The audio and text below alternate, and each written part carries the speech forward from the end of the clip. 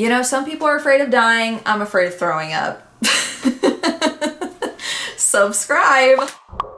I am very nervous to make this video, but I hope that by filming this video, I can not only bring awareness to this topic, but I can also give hope to others that have struggled with it as well.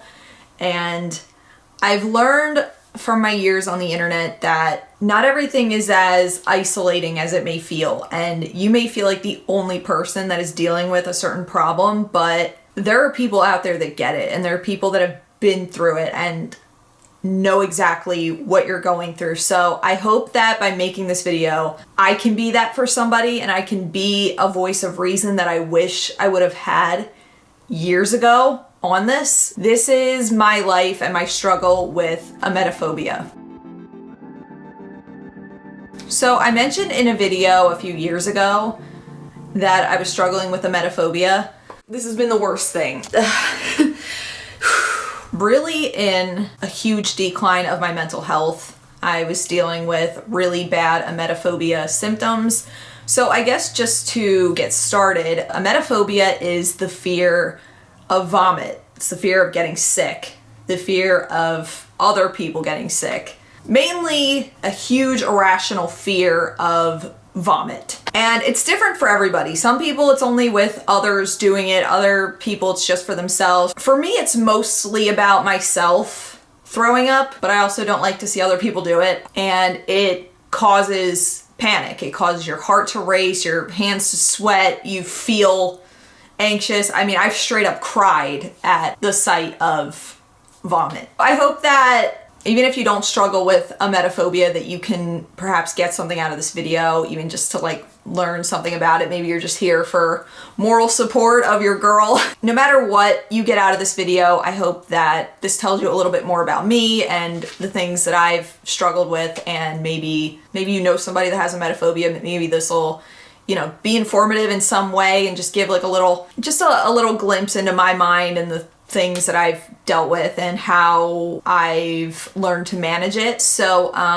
don't forget to like up the video, subscribe down below, and I can definitely cover more mental health topics in the future. But for now, let's get into my struggles with emetophobia. So my earliest memories of emetophobia were in my childhood, and the first instance I can really remember was I was at the beach with my family, and we were at the boardwalk, and we were going on amusement park rides, and I went on the swinging ship of all things, and it made me feel nauseous. I was really young. I was maybe like 7, and that feeling of nausea just scared me, and I'm like, okay, I'm not doing this. So from that point on, I became very avoidant of amusement park rides, and I never really connected the dots of the two because I was a kid, and like I didn't really like pay attention, like, oh, I don't want to go on rides because I don't want to be sick. I was afraid of rides. I was the kid in the family that didn't do rides, and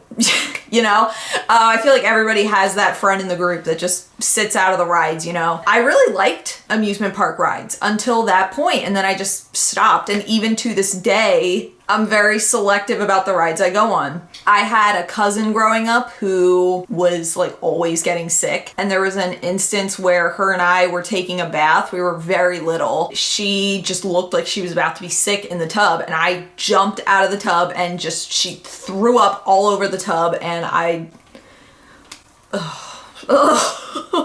mean, even if you don't have emetophobia, that's just like, ew. Later in like my teen years, I realized that I had a fear of flying. I didn't think I would ever get on an airplane, and I wasn't afraid of the plane crashing. I wasn't afraid of, you know, like being 30,000 feet in the air. No, I was afraid of being sick on the plane. I remember there was a time where my family was going to be going to New York City, and they were talking about taking a boat to the Statue of Liberty, and I started having such bad anxiety because I'm like, wait, what if I get seasick? What if I'm seasick and I don't know? Anytime it was like, oh, you have to go on a boat, I would freak out. I remember there was a time I was at the lake with my family, and we had just like rented like a little fishing boat or something, and I had a full-on meltdown and just wouldn't get on the boat because I was so afraid that I would get seasick. I was also very restricted in my eating as a kid. I only ate foods that I was very familiar with and from people that I knew,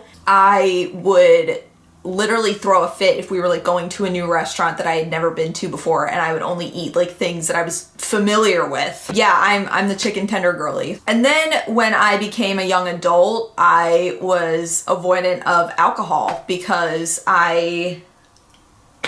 people get drunk, they party, and they get sick. That's just a thing that happens. So all of these things, I never really put two and two together that like, hey, I avoid alcohol because I don't want to throw up. Hey, I was afraid of flying because I didn't want to throw up. Hey, I avoided amusement park rides because I didn't want to throw up. I never connected these dots until I discovered what emetophobia was. I discovered it like a few years ago. I want to say like maybe 3-4 years ago.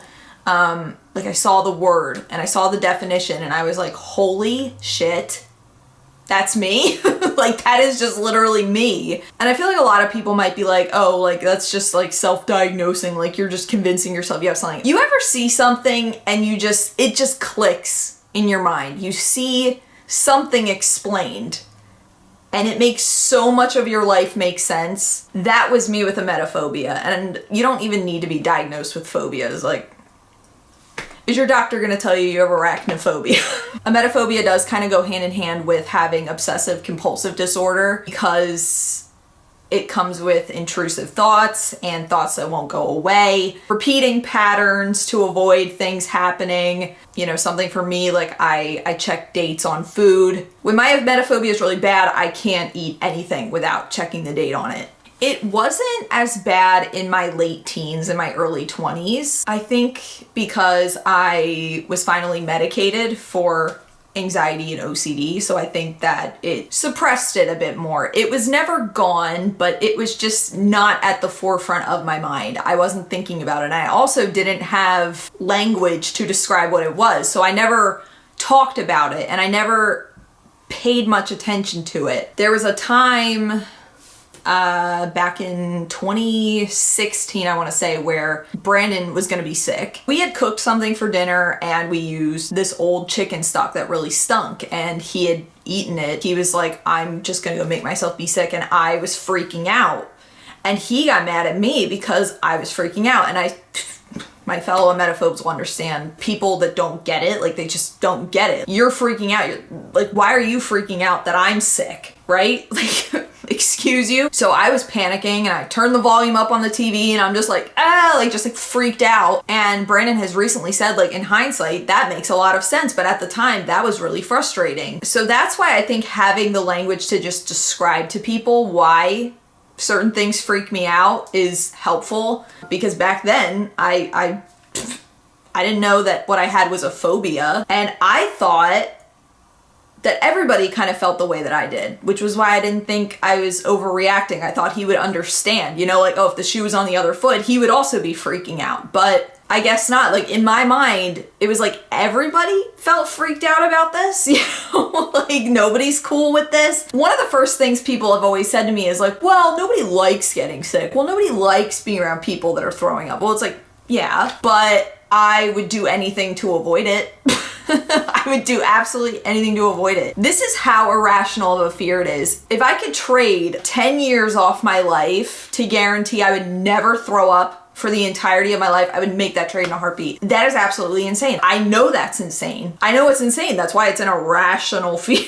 I know there's nothing rational about it. But yeah, like, it was kind of okay-ish in my teens and early 20s, but it really got bad again once COVID struck. I had just recently stopped my SSRI of many years. I think it was like 8 years at the time that I had been on it. And like, I lost my health insurance and then couldn't be on my medicine anymore. It was going to cost me like $200 a month for it. I couldn't afford that. That's a lot for anybody. So I had to stop my medication, and then COVID happened. It was a horrible timing thing, and my OCD just spiraled. My emetophobia got the worst it had ever been. OCD in general is very focused on control, and I think people feel their OCD is at its worst when they're not in control of a situation. So, the world's on fire. Like, what am I gonna do? I controlled what I could. It went absolutely nuts. So here are all the ways in which it affected me. So a really common thing that kind of goes side by side with emetophobia is germophobia, which is, you know, being afraid of germs, bacteria, being afraid of getting sick, you know, contracting something. And that was, you know, COVID, obviously. I wasn't even really afraid of COVID at first, but then once they started talking about people getting gastrointestinal symptoms, I was like, full stop. Get away from me. I want to be in a bubble like Violet in The Incredibles. Like I do not come near me.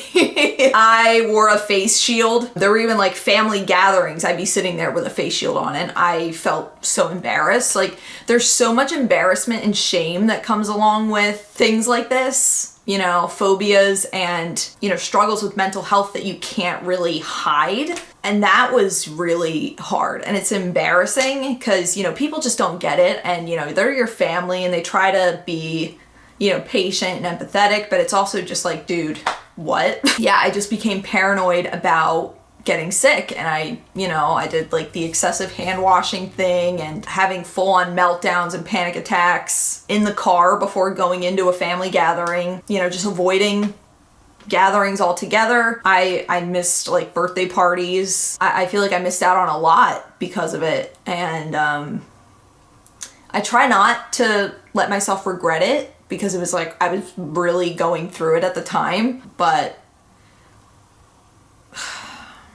yeah, it was bad. So it also affected my eating because, you know, food and throw up tend to go hand in hand. Contamination, food poisoning, expiration dates became a real fixation of mine. I didn't eat any chicken besides Chick-fil-A for months. I mean, I didn't really count or keep track, but it was a long time. It was maybe like 8 months. I'm a chicken girly. Like I love chicken. So thinking about that now is absolutely crazy to me. I stopped eating Chipotle because I saw a TikTok of a dude having horrible food poisoning, like just straight up filming himself puking, and was like, oh, I got horrible food poisoning at Chipotle, and full on stopped eating Chipotle for like over a year, which now I can't eat it anymore anyway because I've discovered that I have food allergies, but that's a whole different thing. Anything I saw that was like, hey, listeria outbreak in bagged lettuce, I didn't eat salad for 6 months. I ate salad more this week than I did in that 6 months. I've had a salad like every day this week. Which I'm like so proud of. Like most people would be proud of that just because it's healthy. I'm proud of it because it's like I wasn't paranoid. I even saw something the other day. There was a listeria outbreak in, I think it was like Fresh Express spinach, and I'm like, whatever. I don't have that, but there's a day I wouldn't have eaten salad after that, and here I was eating a salad that night. So celebrate the small wins where you can. My For You page knew I was an emetophobe and was just showing me all the food poisoning TikToks. Anyways, even watching like shows and movies, if anything came on with somebody being sick, like I'd plug my ears, I'd close my eyes, I'd freak out, I would straight up turn things off. I couldn't even hear people talk about it. If people even said the word throw up or nauseous or like anything like that, there was a point I couldn't even hear the words. I would have to turn it off. I would even censor my own language. Throw up would be TU, nauseous would be N. And I still find myself doing it. And even just saying these words on camera is like, it's very, I don't like even saying the words because also another part of this is really like superstitious based. I feel like by even saying these things that it's gonna make it happen, which obviously I know is not the case, but a weird way in which emetophobia has affected me is that I can't burp.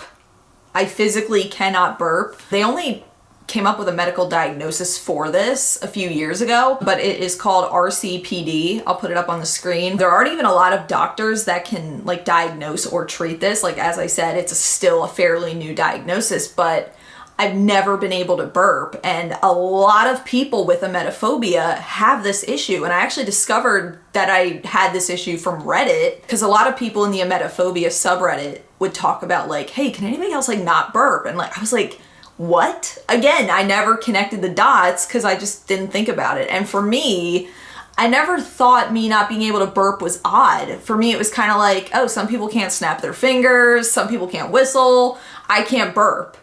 I never realized like, oh, that's like an important bodily function.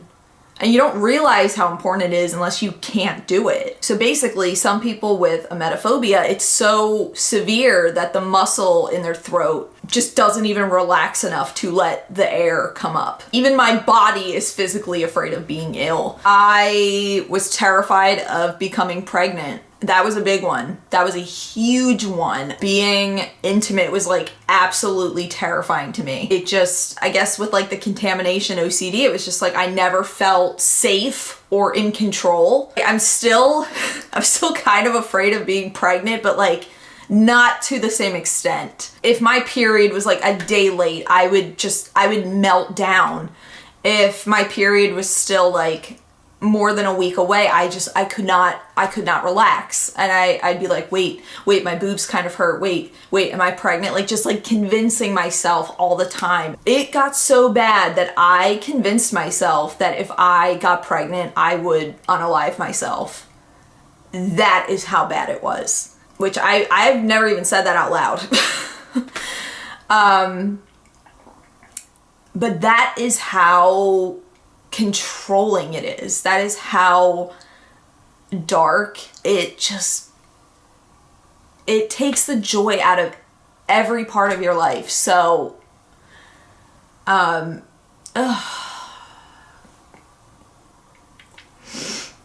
I didn't want to cry. That just kind of made me tear up a bit. But yeah, it controlled every facet of my life. You name it, it probably controlled it. So here are the ways in which I dealt with my emetophobia incorrectly. Reddit was a big one. I would lay awake at night and just be on Reddit, on the emetophobia subreddit, and just reading people's stories like, oh, I can't sleep, I'm afraid I'm gonna be sick. You know, I would even post things on there like, oh, I ate this thing and I'm afraid that it's expired, and like or I ate this and it tasted weird and now I'm afraid, which a lot of times people that struggle with anxiety or OCD generally is like seeking reassurance, which in the moment it will help, like, am I okay? Yeah, you're okay. That will help for like a second, but it doesn't fix it. It doesn't help you long term. Because unfortunately with seeking reassurance, it's kind of like a hamster on a wheel. You're just running for something that you're never obtaining. They're reassuring you, but you don't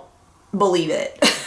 You don't believe it. Probably one of the worst ways that I dealt with it was eating less. That was really hard. That was really hard because, I already deal with like IBS and things like that. So my diet was already like limited and restricted and that sort of thing. But like literally just living off of like goldfish and bagels and pasta, things like that even if they were expired, they wouldn't make you feel completely ill. And oddly, it was from avoiding foods that made my digestion worse. I had food allergies that I didn't even know about, and I was eating them. So like by trying to avoid getting sick, I actually made myself sick. There was an instance where there was a week where I just felt really sick, and I was actually eating like a lot of like vegan foods with like meat substitutes and that sort of thing. Come to find out, I'm allergic to tree nuts, and I ate like vegan mac and cheese that had cashews in it, which I'm severely allergic to, that I didn't know. So like I was poisoning myself by trying to eat more restricted. I'm allergic to cashews. So then I ended up, for the first time in 25 years, I threw up. I fainted, passed out, and woke up covered in puke. And it was the vegan soup I had eaten the night before, just undigested, just all over me. And it's just so weird that it was like the more I was trying to avoid this thing, it's almost like it made it happen. I don't know for sure that the foods were what did it, but I just did not feel good.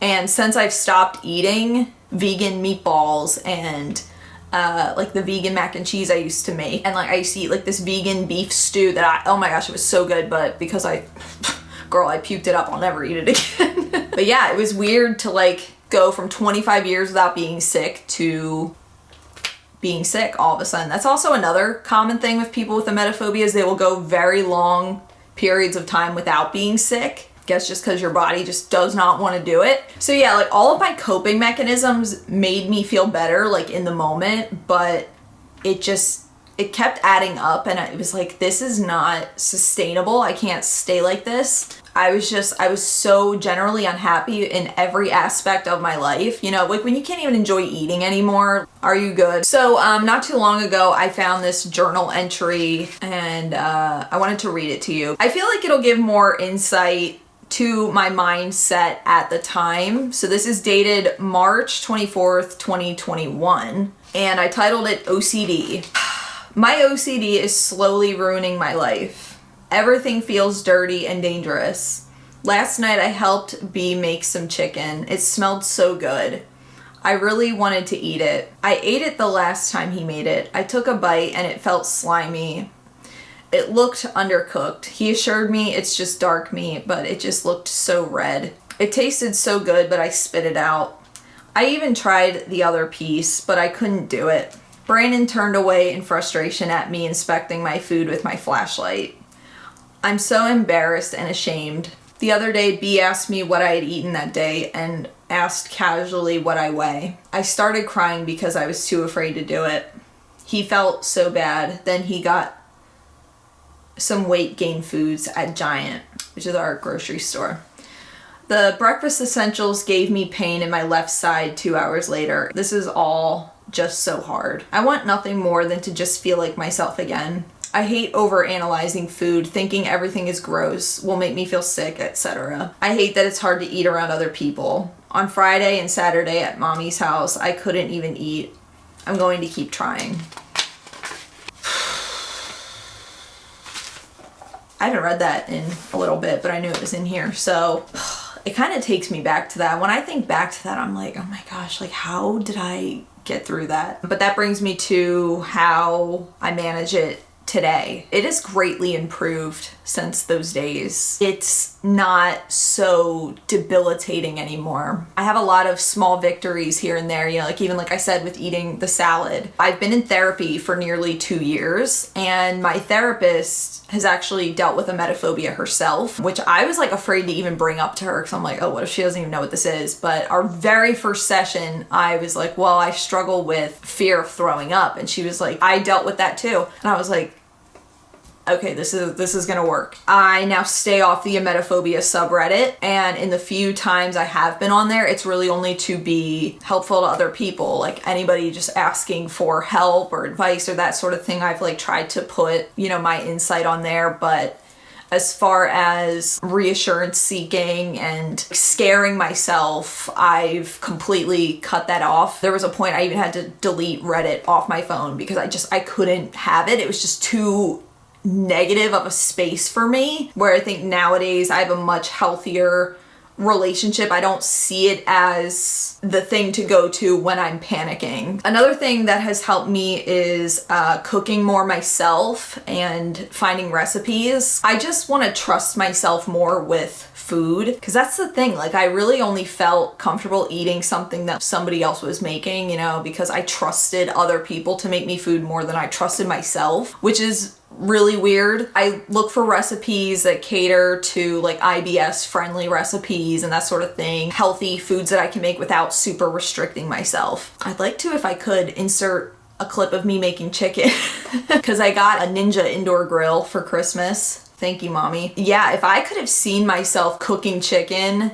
back when my emetophobia was really bad, like I would have cried with just disbelief and joy, because I could not even eat chicken, let alone cook it. There were times Brandon would be cooking chicken and I would straight up cry just because of how good it smelled. I have come such a long way since then. So another thing that has been really good for me is avoiding foods that upset my stomach. You know, I was dealing a lot with like really bad acid reflux, I think from unknowingly eating things that I was intolerant / allergic to or just weren't good for my IBS. Like I don't really eat like onions anymore.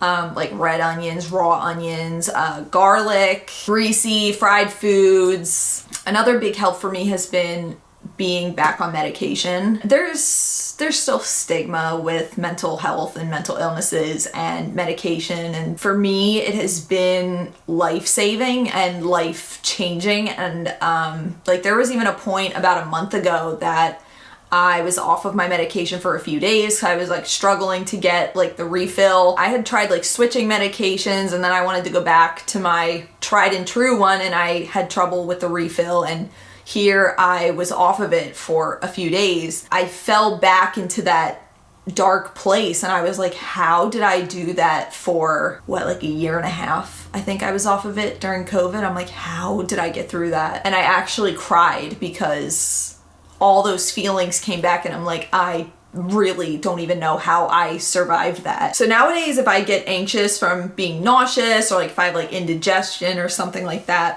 instead of seeking the reassurance of others, I reassure myself, which is really the best thing that you can do. I tell myself like I've felt like this before and I've been okay. I felt worse than this before and I've been okay. Being sick is your body's last resort. Like your body doesn't want to be sick. It will do anything to not do that. So I remind myself that it is the last resort. And also, if I absolutely needed to be sick, it's because my body needs to do that. And also, I am a basement and not an attic.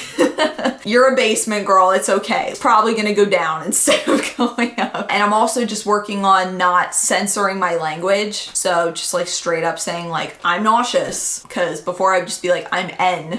So just like working on that, like not censoring myself. I think I really developed that from being on Reddit so much. One of the things in the emetophobia subreddit was like censoring the language. I'm not perfect. I'm not 100% cured, but I am leaps and bounds from where I was. I was really nervous to make this because I think letting people in on things like this about you that are really personal and like real hardships and adversity that you face, it really kind of sets you up for criticism. And you know, I don't expect everybody to get it. I know that if you've never been through it, it may seem just like completely wild. Believe me, it's wild to me. So I don't expect someone that's never been through it to really get it, but we all have things that are harder for us than for others. And you know, it's hard for me sometimes. Like I wish someone could just wave a magic wand and suddenly I'm not afraid of puke anymore. But you know, I think as long as I'm mindful and conscientious and I don't allow myself to slip back into the bad patterns, I think I'll just keep moving forward. And I was talking with my therapist today, and I reached out to a center for cognitive behavioral therapy, which is more like hands-on therapy that is supposed to help with anxiety and OCD and phobias, things like that. So hopefully, you know, 2024 brings me a lot of character development, I suppose. But thank you guys so much for listening and even just caring about what I had to say. And if you're somebody that has struggled with anything similar, if you feel comfortable sharing your experience down below, I know that I would not only like to see it, but I bet other people out there would like to read those comments as well. You know, it's not easy, but it's not the worst thing either. And as long as I don't give up, I haven't failed. You know, some people are afraid of dying. I'm afraid of throwing up. Subscribe. I will see you guys again real soon. Until then, panda hugs. Take care of yourselves. Love you guys. Bye. Girlies can confirm ultimate safe food unlocked. This is literally the best chicken I've ever had in my life.